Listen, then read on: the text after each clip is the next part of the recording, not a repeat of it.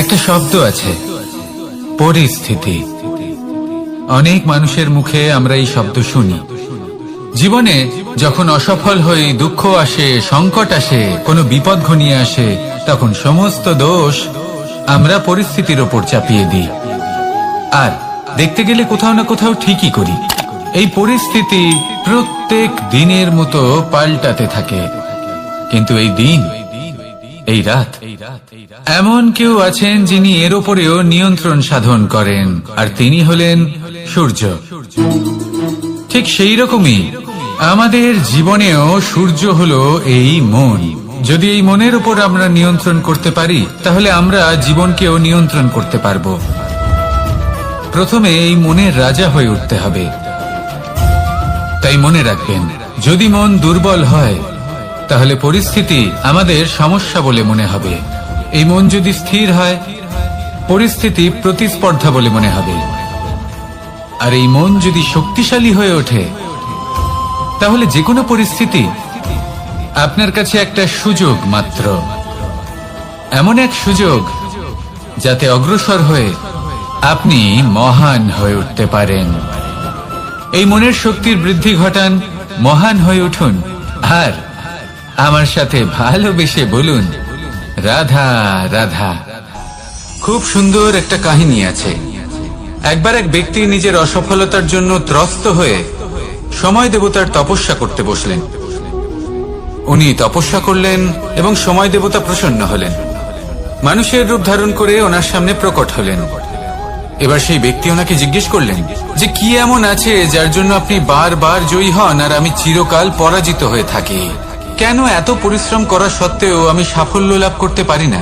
তখন সময় দেবতা উত্তর দিলেন যে দিন হোক বা রাত, ঝড় হোক বা ভূমিকম্প, রোদ হোক বা বৃষ্টি হোক, সময়ের সূত্রপাত হোক বা প্রলয়, আমি থামি না, আমি চলতেই থাকি। আর সেই জন্য যিনি থেমে যান তিনি পরাজিত হন আর আমি জয়ী হই। এটাই আমাদের শিখতে হবে। জীবনে সবসময় চলতে থাকুন, কখনো থামবেন না। হ্যাঁ, কিছুক্ষণের জন্য বিরতি নিতে পারেন, বিশ্রাম করার জন্য, নিজেকে আরো সশক্ত করে তোলার জন্য, কিন্তু থেমে যাবেন না। নিরন্তর কর্ম করতে থাকুন, পরিশ্রম করতে থাকুন, তবেই এই সংসার আপনাকে মনে রাখবে। আসুন আমার সাথে ভালোবেসে বলুন, রাধা রাধা। আমাদের জীবনে গুরুজনেরা, জ্ঞানী মানুষজন সবসময় একটা কথা বলেন, ধৈর্য ধরো।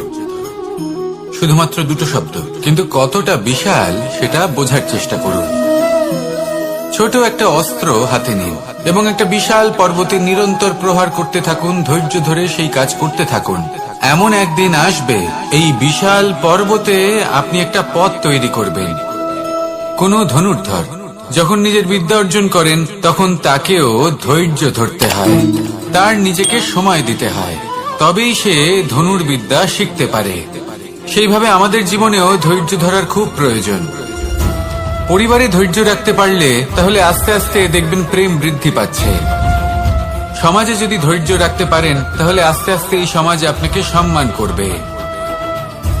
যদি নিজের জীবনে ধৈর্য রাখতে পারেন, তাহলে নিজে থেকেই আত্মবিশ্বাস বাড়বে, নিজের বিকাশ হবে।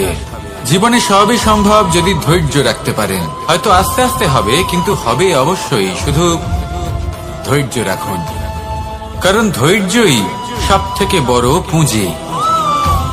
আসুন আর আমার সাথে ভালোবেসে বলুন, রাধা রাধা। আমাদের জীবনে যখনই আমরা কোনো বড় দায়িত্বের সম্মুখীন হই, তখন আমরা তার থেকে দূরে পালাই, আর এই অজুহাত দিই যে না না, এত বেশি ভার বহন করার যোগ্যতা আমার নেই, আমি করতেই পারবো না। দেখুন, এই সংসারে ভিন্ন ভিন্ন ধরনের গাছ আছে, ছোট গাছ, বড় গাছ, কিন্তু বটগাছের মতো বড় এবং নিবিড় গাছ আর একটাও নেই। সে নিঃস্বার্থভাবে এই সংসারকে সেবা করে যায়, ছায়া প্রদান করে, শীতলতা প্রদান করে। আর যখন এমন সময় আসে যখন তার উপর বোঝা অত্যন্ত বেড়ে যায়, সে কিন্তু কোনোভাবেই ভেঙে পড়ে না। তখন সে নিজের নিঃস্বার্থ কর্মের ফল লাভ করে, সেই নিঃস্বার্থ কর্ম যা সে করেছে। তার দেহ থেকে ছোট ছোট ঝুড়ি বার হয় এবং তা কাণ্ডের আকার ধারণ করে। সেই কাণ্ড মাটির কাছে পৌঁছয় এবং তারপর তা বটগাছের সহায়ক হয়ে ওঠে। সে ভেঙে পড়ে যায় না। এইভাবে আপনিও জীবনে নিঃস্বার্থভাবে সবার সেবা করুন, ভালোবাসুন, সবাইকে সাহায্য করুন। যেদিন আপনার ওপর বোঝা অত্যন্ত বেড়ে যাবে, সেদিন এই সব মানুষ আপনাকে সাহায্য করার জন্য আসবেন, আপনার শক্তি হয়ে উঠবেন, আর আপনি বটগাছের মতোই মহান এবং বিশাল হয়ে উঠবেন। আসুন আর আমার সাথে ভালোবেসে বলুন, রাধা রাধা। মানুষ তার জীবনে দুই ধরনের পরিস্থিতিকে খুব ভয় পায়। এক, কোনো কারণবশত কারোর সামনে নত হওয়া। দুই, কোনো কারণে নিজের চরিত্র থেকে, নিজের মূল্যবোধ থেকে বিচ্যুত হওয়া। এবার কেন হয় এরকম যে কথায় কথায় কারোর সামনে নত হতে হয়? কেন বারংবার নিজের চরিত্র থেকে চ্যুত হতে হয়? এরকম কেন হয়? এটা তখনই হয় যখন আমাদের শিক্ষা এবং মূল্যবোধের অভাব থাকে। যদি মানুষের মধ্যে প্রকৃত শিক্ষা থাকে, তাহলে এই সংসারে কোনো সময় এবং কারোর সামনেই নত হওয়ার কোনো প্রয়োজন নেই। যদি মানুষের মধ্যে মূল্যবোধ থাকে, তাহলে তাকে নিজের মূল্যবোধ বা চরিত্র থেকে বিচ্যুত হতে হয় না, তা সে যাই হয়ে যাক না কেন। কোনো বালককে যদি জন্ম থেকেই সুশিক্ষার অধিকারী করা হয়, শিক্ষিত করা হয়, মূল্যবোধের অধিকারী করা হয়, তবে সে এই সংসারে এমন কর্ম করবে যাতে সে নিজেকে, নিজের পরিবারকে, সমগ্র সমাজকে গর্বিত করতে পারে। শিক্ষা লাভ করুন, মূল্যবোধ লাভ করুন এবং আমার সাথে ভালোবেসে বলুন, রাধা রাধা। আমাদের সকলের জীবনে একটা লক্ষ্য থাকে যেটা আমরা লাভ করতে চাই। ঠিক যেন একটা প্রতিস্পর্ধা বিদ্যমান যে কে সব থেকে আগে নিজের লক্ষ্যে পৌঁছতে পারবে। আর সেই জন্য আমরা সকলেই খুব তাড়াতাড়ি এগোতে চেষ্টা করি, বড় এবং দীর্ঘ পদক্ষেপ ফেলি যাতে তাড়াতাড়ি নিজের লক্ষ্যে পৌঁছতে পারি। কিন্তু এক অত্যন্ত গুরুত্বপূর্ণ বিষয় আছে, সবসময় লক্ষ্য সামনে থাকবে না, কখনো কখনো তা খুঁজতে হয়। এই যাত্রা খুব কঠিন হতে পারে, আর ঠিক এই কারণেই সবসময় দ্রুত গতিতে চলা বা তাড়াতাড়ি পথে চলা সেটা আবশ্যক নয়। তার থেকেও বেশি গুরুত্বপূর্ণ হলো ভেবেচিন্তে তারপর পথ চলা। যদি ভেবেচিন্তে পদক্ষেপ ফেলেন, চলতে পারেন, তাহলে সেটাই সর্বশ্রেষ্ঠ পদক্ষেপ। কখন কোন দিকে যেতে হবে, কখন কোথায় দিক পাল্টানো যাবে না, কখন গতি বেশি রাখতে হবে, কখন কম, কখন থামবো, কখন চলবো, এই সব কিছুর বিষয়ে জ্ঞান অত্যন্ত গুরুত্বপূর্ণ এবং ভেবে চিন্তে চলতেই হবে। সেই জন্য শুধু তীব্র গতিতে সামনে এগোলে চলবে না, ভাবনা চিন্তা করে এগোতে হবে। আসুন আমার সাথে ভালোবেসে বলুন, রাধা রাধা। কখনো কোনো প্রজাপতিকে উড়তে দেখেছেন? কি সুন্দর উড়ে বেড়ায় সে, এক ফুল থেকে অন্য ফুলে, এক পাতা থেকে অন্য পাতার উপর।